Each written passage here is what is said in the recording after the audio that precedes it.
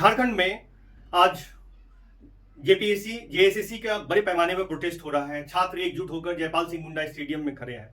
आज 26 वर्षों में जो लोगों के अंदर में उन सत्ता के प्रति, जो सरकार के प्रति जो आक्रोश था, वो उभर कर सामने आ गया। यह जेपीएससी 14 का मसला नहीं है, जेएससी के परीक्षा का मसला नहीं है। यहाँ सरकार में नौकरी बेचने की परंपरा पिछले 26 वर्षों से लगातार जारी है। ऐसे अनेक केस सरकार और कोर्ट के सामने आ चुके हैं। हम ये देखेंगे, ये जानने की कोशिश करेंगे। आज मैं वो सच्चाई आपको बताऊंगा कि कैसे वहां धांधली हो रही है। आपको बताऊं कि झारखंड में ये कोई पहला मौका नहीं है जब एग्जाम लीक हुआ, पेपर लीक हुआ है। लगातार चलता आ रहा है। ये पहली बार हुआ है कि जंतर मंतर प्रोटेस्ट के बाद छात्रों के अंदर में इतना क्रोध आया है, इतनी एकजुटता आई है, सत्ता के विरुद्ध में हिम्मत आई है लड़ने की कि वो लड़ रहे हैं। 2016 के बाद से टेट एग्जामिनेशन नहीं हुआ है।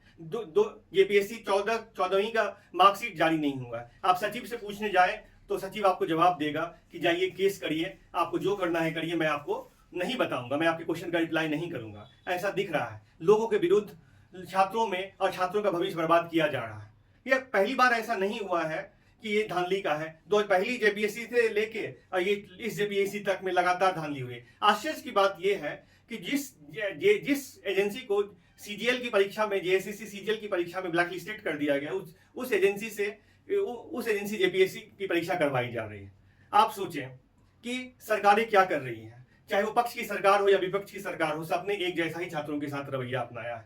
छात्रों का भविष्य बर्बाद किया जा रहा है। झारखंड में ये घोर आश्चर्य की बात है कि जहां उत्तराखंड में मिनिमम एज लिमिट जो है, मैक्सिमम एज लिमिट जो है 42 ईयर्स है, वहां जेपीएससी में 35 ईयर्स है। आप सोचिए और गंभीरता से पूछे, ये सवाल करें अपने आप से। आप सरकार ये बताए कि हर परीक्षा का सिलेबस इतना अलग अलग क्यों है? इसलिए क्योंकि वो मैंने इतना डिफिकल्ट पैटर्न वो खड़ा करने की वो एग्जाम ही नहीं दे पाए। ये किसी एक छात्र की पीड़ा की कहानियां नहीं, अनेक कहानियां तो दबी हुई है जिनका एज लैप्स हो चुका है, जिनका एग्जाम की धांधली की वजह से जो एग्जाम नहीं दे पाया है। ये खुद से सरकार को आत्मचिंतन करना चाहिए। आज झारखंड के आंदोलनकारी काफी दुखी होंगे इस व्यवस्था को देखकर कि क्या ऐसी व्यवस्था ही सरकार बनाई है, ऐसी व्यवस्था की सरकार बनाने से क्या उनके सपनों को सच्ची श्रद्धांजलि है? क्या इसी कारण झारखंड बनाया गया था?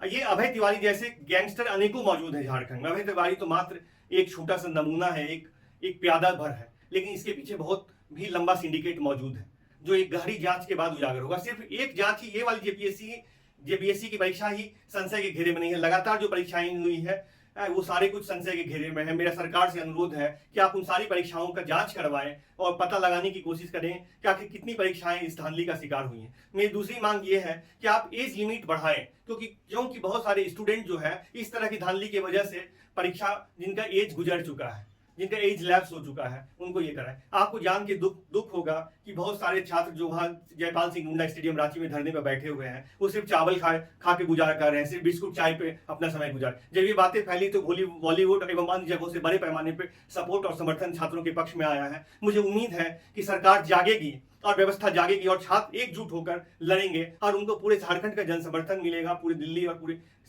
कम से कम ये जंतर मंतर प्रोटेस्ट के बाद लोगों में इस शिक्षा व्यवस्था और शिक्षा माफियाओं के विरुद्ध, ये धांधली के विरुद्ध एक बड़ी जोहार, बड़ी हुंकार आई है मन में, और हम सब वो एक बड़े आंदोलन की तैयारी कर रहे हैं। मैं भी कुछ जेपीएससी का स्टूडेंट रहा हूँ। मेरी भी धांधली की वजह से मेरा भी एग्जाम नहीं सिलेक्शन हो पाया था, सिर्फ जेपीएससी और एजुकेशन माफियाओं की वजह से।